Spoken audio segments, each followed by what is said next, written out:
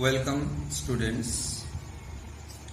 এখন আজকে যে বিষয়টা নিয়ে পড়াশোনা হতে চলেছে সেটা হচ্ছে ট্রান্সফরমেশন, এবং ট্রান্সফরমেশনটা সেন্টেন্সের ট্রান্সফরমেশন এবং কোথা থেকে কোথায়, assertive two interrogative. Transformation from assertive two interrogative. এই অ্যাসার্টিভ টু ইন্টারোগেটিভ শব্দটা শোনার সঙ্গে সঙ্গেই আমাদের যেটা প্রথমেই ভাবনার মধ্যে আসে যে অ্যাসার্টিভ সেন্টেন্সটাই কি আর ইন্টারোগেটিভ সেন্টেন্সটাই কি। আমরা গ্রামাটিক্যাল অনুযায়ী যেটা বুঝি যে সাধারণভাবে কোনো বর্ণনা দিতে গেলে, কোনো কিছুর বর্ণনা দিতে গেলে যে সেন্টেন্স আমরা ব্যবহার করি সেটা হচ্ছে অ্যাসার্টিভ সেন্টেন্স। এবং স্ট্রাকচারের দিক থেকে অ্যাসার্টিভ সেন্টেন্স কি দেখতে পাচ্ছ, প্রথমেই থাকছে সাবজেক্ট, তারপর থাকছে ভার্ব, তারপর থাকছে অবজেক্ট বা কমপ্লিমেন্ট থাকলে কমপ্লিমেন্ট এবং অন্যান্য কিছু। যদি আমি সেন্টেন্সটা লিখি তাহলে শেষে অবশ্যই ফুল স্টপ থাকবে। আর ইন্টারোগেটিভ সেন্টেন্স কি? ইন্টারোগেটিভ সেন্টেন্স হচ্ছে প্রশ্নবোধক বাক্য, অর্থাৎ যে ধরনের সেন্টেন্সের মধ্য দিয়ে আমরা কোনো প্রশ্ন করি। এবং প্রশ্ন করতে গিয়ে দেখা যায় যে আমরা দু ধরনের প্রশ্ন করি। কি কি ধরনের প্রশ্ন? কোন প্রশ্নের উত্তর আমরা হ্যাঁ অথবা নাতে চাই। হ্যাঁ রে, তুই আজকে স্কুলে যাবি? তাহলে এই প্রশ্নের উত্তর কি? হয় হ্যাঁ হবে অথবা না হবে, সেই ধরনের কোশ্চেন আছে। আবার সে যদি বলে না যাব না, তখনই আমি প্রশ্ন করব তুই স্কুলে যাবি না কেন। তখন দ্বিতীয় প্রশ্নের উত্তর কিন্তু সে হ্যাঁ বা নাতে দিতে পারবে না। যদি আমরা হ্যাঁ বা না উত্তর চাই সেক্ষেত্রে প্রশ্নের স্ট্রাকচার আলাদা হবে, এবং যদি অন্য কোনো উত্তর চাই তাহলে সেই কোশ্চেনের স্ট্রাকচার আলাদা হবে। হ্যাঁ বা না প্রশ্নের উত্তরের মানে কোশ্চেনের স্ট্রাকচার কি হয়? প্রথমে থাকে কি? হেল্পিং ভার্ব থাকে, হেল্পিং ভার্ব, তারপর সাবজেক্ট থাকে, তারপর মেন ভার্ব এবং তারপর অবজেক্ট, কমপ্লিমেন্ট বা আদার্স, এবং লিখিত সেন্টেন্সের শেষে অবশ্যই কোশ্চেন মার্ক থাকে। তাহলে আমাকে কি ভাবতে হচ্ছে? একটা হেল্পিং ভার্ব কিন্তু থাকছে। এবং আমরা যদি সেন্টেন্স স্ট্রাকচার বা টেন্স জানি তাহলে আমরা কিন্তু অলরেডি হেল্পিং ভার্ব সম্বন্ধে কিছু জেনে আছি অন্তত। আর কি, যদি আমার প্রশ্নের উত্তর সাধারণভাবে হ্যাঁ বা না থেকে অন্য কিছু চাই, মানে কোন একটা ডেসক্রিপটিভ উত্তর চাই, তখন আমার স্ট্রাকচার কি হয়? প্রথমে থাকে WH ওয়ার্ড, হু, হোয়াট ইত্যাদি, তারপর থাকে হেল্পিং ভার্ব, তারপর থাকে সাবজেক্ট, তারপর থাকে মেন ভার্ব এবং তারপর অন্যান্য কিছু। ঠিক আছে, তাহলে আমরা দেখলাম অ্যাসার্টিভ সেন্টেন্স স্ট্রাকচার প্রথমে সাবজেক্টে শুরু হয়, তারপর ভার্ব, তারপর অবজেক্ট এবং অন্যান্য কিছু, এবং ইন্টারোগেটিভ সেন্টেন্সের স্ট্রাকচার আমরা দেখে নিলাম। এবার আমাকে পরিবর্তন করতে হবে। কি পরিবর্তন করতে হবে? অ্যাসার্টিভ সেন্টেন্স থেকে ইন্টারোগেটিভ সেন্টেন্সে পরিবর্তন করতে হবে। এবং তার মানে কি, আমি একটা সাধারণ সেন্টেন্স থেকে একটা প্রশ্ন পাবো। কিন্তু আমাকে মনে রাখতে হবে আমি যে প্রশ্নটা পাবো সেই প্রশ্নটা কিন্তু কখনোই উত্তর চাওয়ার জন্য আমি প্রশ্নটা করব না। আমি প্রশ্নটা কেন করব? আমি প্রশ্নটা করব একটা মতামত প্রকাশ করার জন্য, একটা ভাবনা প্রকাশ করার জন্য, মানে একটা দৃঢ়ভাবে একটা কোনো মত প্রকাশ করার জন্য, কখনোই উত্তর চাইবো না। তাই এই ধরনের প্রশ্নগুলোকে সাধারণত বলা হয় রেটোরিক্যাল কোশ্চেন। কি বলা হয়? Rhetorical question. কারণ এই প্রশ্নগুলোর কোনো উত্তর আমরা চাই না, শুধুমাত্র কোনো ভাবনা প্রকাশ। আমরা একটা বাক্য এমনি করতেই পারি। আমরা যদি এরকম বলি, সে কি প্রত্যেকদিন বিদ্যালয়ে যায় না, তার মানে আমরা কেউ উত্তর দেব না প্রশ্নের হ্যাঁ যায় না, না যায় না। আমরা কি বুঝবো? সে কি প্রত্যেকদিন বিদ্যালয়ে যায় না বলে যে কথাটা বলতে চাইছে, তার মানে এটাই বলতে চাইছে যে সে প্রত্যেকদিন বিদ্যালয়ে যায়। তার মানে আমি যখনই কোনো রেটোরিক্যাল কোশ্চেন নেগেটিভে করব, অর্থাৎ নাবাচক কোনো কোশ্চেন করব, আমি হ্যাঁবাচক কোনো ভাব প্রকাশ করছি। তার মানে ট্রান্সফরমেশনের আমার একটা ধারণা পেয়ে গেলাম যে আমার সেন্টেন্সটা যদি অ্যাসার্টিভ সেন্টেন্স হয়, মানে আমার অ্যাসার্টিভ সেন্টেন্সটি যদি অ্যাফার্মেটিভ হয়, অর্থাৎ হ্যাঁবাচক হয়, তাহলে সেটি কিন্তু কোশ্চেন করতে গেলে নেগেটিভ বা নাবাচক হবে। আবার অপরপক্ষে মানে অন্য দিক থেকে যদি অ্যাসার্টিভ সেন্টেন্সটা নাবাচক হয় তাহলে আমার যে প্রশ্ন মানে আমি যে প্রশ্ন করব ইন্টারোগেটিভ ফর্ম করব সেটা হ্যাঁবাচক হবে। এবার আমরা দু একটা উদাহরণ দেখি তাহলেই বুঝতে পারবো। প্রথম এক্সাম্পল আছে the sun rises in the east, that means সূর্য পূর্ব দিকে ওঠে। তাহলে আমি সাবজেক্ট হিসাবে কাকে পাচ্ছি? The sun. রাইজেস কে পাচ্ছি ভার্ব হিসাবে। ইন দ্য ইস্ট আমি আদার্স পেলাম। তাহলে আমাকে সূর্য পূর্ব দিকে ওঠে, সূর্য পূর্ব দিকে ওঠে আমরা সবাই জানি। এটাকে যদি আমি প্রশ্ন করতে চাই আমাকে তাহলে কি করতে হবে? বাংলায় যদি ভাবি সূর্য কি পূর্ব দিকে ওঠে না, তার মানে একটা নাবাচক আসছে প্রথমত। দ্বিতীয়ত কোশ্চেন আসছে, এবং কোশ্চেন করতে গিয়ে আমি প্রথমেই বলেছি একটা হেল্পিং ভার্ব লাগবে। কিন্তু এই সেন্টেন্সে সান সাবজেক্ট আছে দ্য সান, ভার্ব আছে রাইজেস এবং বাকি আছে, কিন্তু কোনো হেল্পিং ভার্ব আমি দেখতে পাচ্ছি না, কারণ একটা মাত্র ভার্ব আছে রাইজেস। কিন্তু রাইজেসটাকে যদি আমরা ভাগ করতে পারি, রাইজেসটাকে যদি আমরা ভাঙতে পারি তাহলে কিন্তু ওর মধ্যে আমরা হেল্পিং ভার্ব পেয়ে যেতে পারি। রাইজেস মানে ইংরেজির শর্ত অনুযায়ী ডাজ রাইজ। কি পেলাম? Does rise. তাহলে আমরা কি পেলাম? যে একটা হেল্পিং ভার্ব পেয়ে গেলাম, মেন ভার্ব পেয়ে গেলাম। এবার আমি তাহলে সেন্টেন্সটা লিখতে পারি। আমি এবার আবারও বলেছি যে সেন্টেন্সটা আমার নেগেটিভ করতে হবে। তাহলে সূর্য কি পূর্ব দিকে ওঠে না? তাহলে প্রথমে আমি কি লিখলাম? ডাজ। হলো। দেন নাবাচক করার জন্য সাবজেক্টের আগে নট বসে যাবে। ডাজ নট, তারপর subject the sun, does not the সান, কারণ ডাজটা হেল্পিং ভার্ব, নটটা নেগেটিভ করার জন্য বসালাম, দ্য সানটা হচ্ছে সাবজেক্ট, তারপর মেন ভার্ব হচ্ছে rise. Does not the sun rise in the east. এবং লিখিত সেন্টেন্সে অবশ্যই শেষে আমি কোশ্চেন মার্ক দেব। তাহলে বোঝা গেল does not the sun rise in the east. একই রকম ভাবে আমরা দ্বিতীয় সেন্টেন্সে যাই। The man was singing a song, লোকটি একটি গান গাইছিল। তাহলে প্রশ্ন করলে কি হবে? লোকটি কি গান গাইছিল না? আগে তাহলে আমরা বাংলাটা ভেবে নিলাম, ভেবে নিয়ে এবার সেন্টেন্স স্ট্রাকচারে যাব।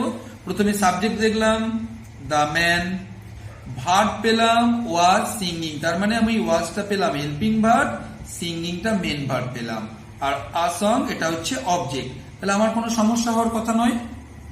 তাহলে আগে আমি হেল্পিং ভার্বটা লিখে নিলাম ওয়াজ,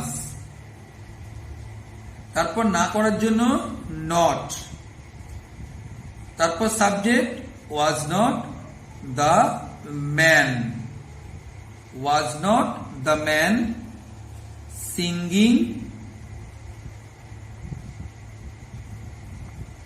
a song, was not the man singing a song। ঠিক আছে।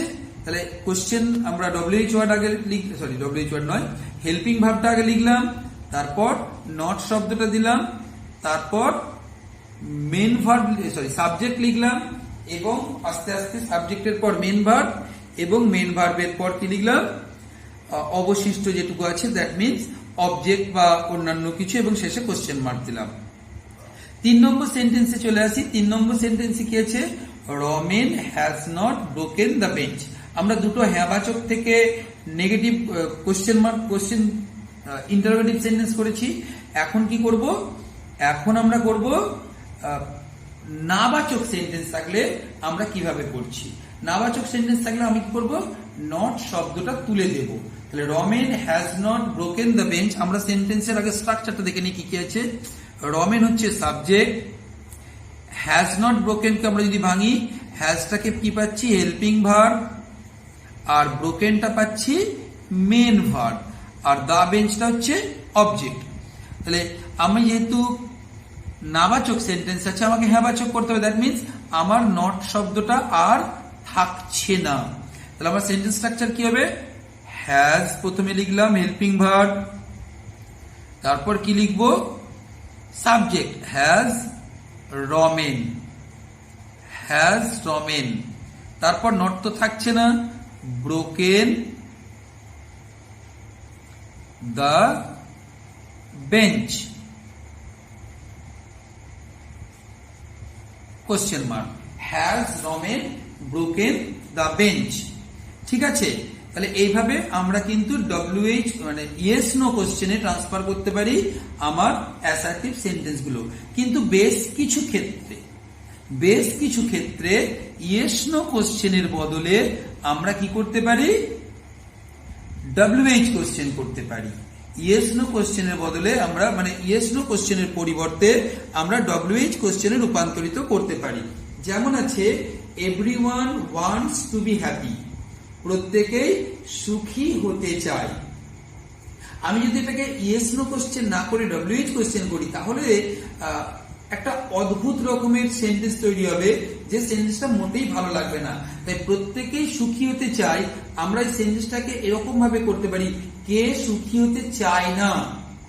তাহলে কে সুখী হতে চায় না, তার মানে আমরা নেগেটিভও করলাম এবং কোশ্চেন মার্ক করলাম। কে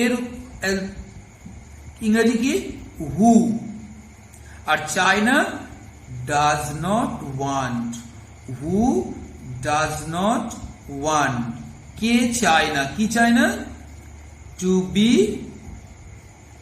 happy, who does not want to be happy, কে সুখী হতে চায় না। ঠিক আছে, তাহলে এইভাবে আমরা অ্যাসার্টিভ সেন্টেন্স গুলোকে ইন্টারোগেটিভ করতে পারি।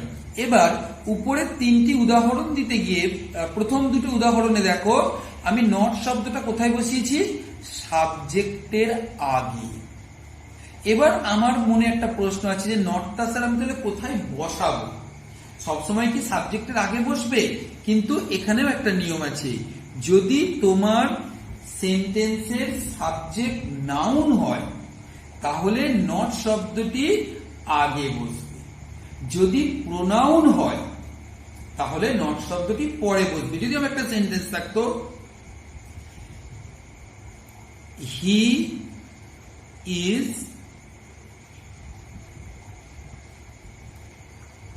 প্লেইং ক্রিকেট, সে ক্রিকেট খেলছে, সে ক্রিকেট খেলছে, তাহলে একে যদি আমাকে ইন্টারোগেটিভ করতে দেয় একই রকম নিয়মে করব। সাবজেক্ট হচ্ছে এটা, ভার্ব হচ্ছে ইজ প্লেইং, তার মানে এটা হচ্ছে হেল্পিং ভার্ব, আর এটা মেন ভার্ব, আর এটা অবজেক্ট। তাহলে আমি নেগেটিভ করলে কি হবে, আগে হেল্পিং ভার্ব আনবো, তাহলে ইজ শব্দটা আগে নিয়ে চলে এলাম। এইবার আমার নিশ্চয়ই আগের উদাহরণগুলো দেখে নটটা বসাতে ইচ্ছা করবে, আমি কিন্তু বসাতে পারবো না। কেন? যে সাবজেক্টটা আমার কে আছে দেখতে হবে। যদি সাবজেক্টটা নাও না হয়, আগের মতো যদি দ্য ম্যান থাকতো বা দ্য সান থাকতো তাহলে নটটা আমি আগে বসাতাম, কারণ ওটা নাউন। কিন্তু এখানে হিটা কি প্রোনাউন, তাই পরে বসবে ইজ, তারপর he. Is he not, not আমাকে আনতে হবে, main verb playing, is he not playing cricket, is he not playing cricket, question mark. ঠিক আছে, তাহলে কি বুঝলে, যে যদি সাবজেক্টটা নাউন হয় তাহলে নট শব্দটি আগে বসবে, আর যদি সাবজেক্টটি প্রোনাউন হয় নট শব্দটি পরে বসবে। এবং বিশেষ কিছু ক্ষেত্রে ইয়েস নো কোশ্চেনের পরিবর্তে আমরা WH কোশ্চেন ব্যবহার করতে পারি। ঠিক আছে, তোমরা তাহলে দেখতে পেলে, একবার সমস্ত ব্যাপারটা দেখে নাও। যে প্রথমে the sun rises in the east আছে, সেটাকে আমরা করলাম কি does not the sun rise in the east. Then the man was singing a song, মানুষটি বা লোকটি একটি গান গাইছিল। আমরা কোশ্চেন করলাম কি was not the man singing a song. তারপর কি আছে, Ramen has not broken the bench, এটা না বাচক আছে, আমরা হ্যাঁ বাচক করলাম। কি করলাম, has Ramen broken the bench, মানে কোশ্চেনটা এরকম, রমেন কি বেঞ্চটা ভেঙেছে? দ্যাট মিনস আমরা বলতে চাইছি রমেন বেঞ্চটা ভাঙেনি। 5 নম্বর কোশ্চেনে কি আছে, everyone wants to be happy, প্রত্যেকে সুখী হতে চায়, প্রত্যেকে সুখী হতে চায়। আমরা কি করলাম, এটাকে সাধারণভাবে ইয়েস নো কোশ্চেন না করে ডব্লিউএইচ করলাম, কি ডব্লিউএইচ কোশ্চেন করলাম, হু does not want to be happy.